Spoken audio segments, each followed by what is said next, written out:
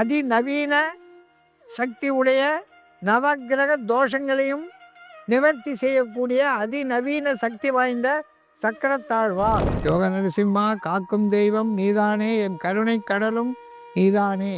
ஒரு பக்கம் சக்கரத்தாழ்வார், ஒரு பக்கம் யோக நரசிம்மர்.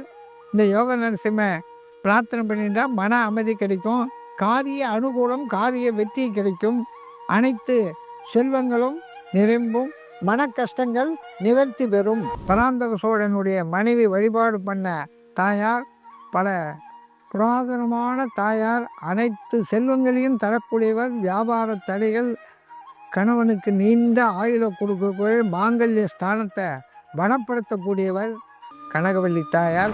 பெருமாள் சன்னிதியில் விகனசா ஆச்சாரியன்று எங்களுடைய குரு ஏழு இருக்குது, ரொம்ப விசேஷமானது. எல்லா சன்னதிலையும் இந்த விகனச ஆச்சாரியர் இருக்காது. இந்த விழுப்புரம் மாவட்டத்தில் இந்த ஆலயத்தில் விகனசர் எழுந்தருளி இருப்பது மிக சிறப்பு வாய்ந்த அம்சம். ஆழ்வார் சன்னதி ரொம்ப பிராச்சீனமா இருக்கு. ரொம்ப ஆமாங்க.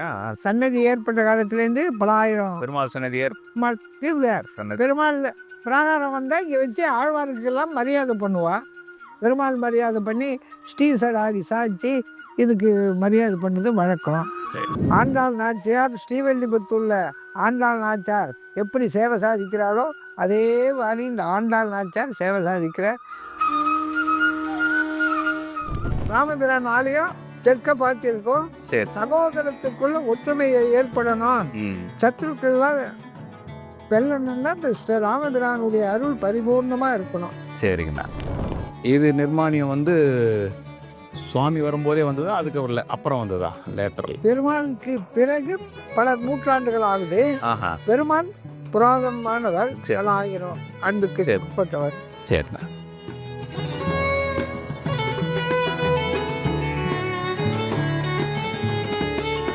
இந்த திருக்கோயிலை பற்றிய முழு விவரங்களை தெரிந்து கொள்ள எங்களுடைய கோ டெம்பிள் யூடியூப் சேனலில் பாருங்கள்.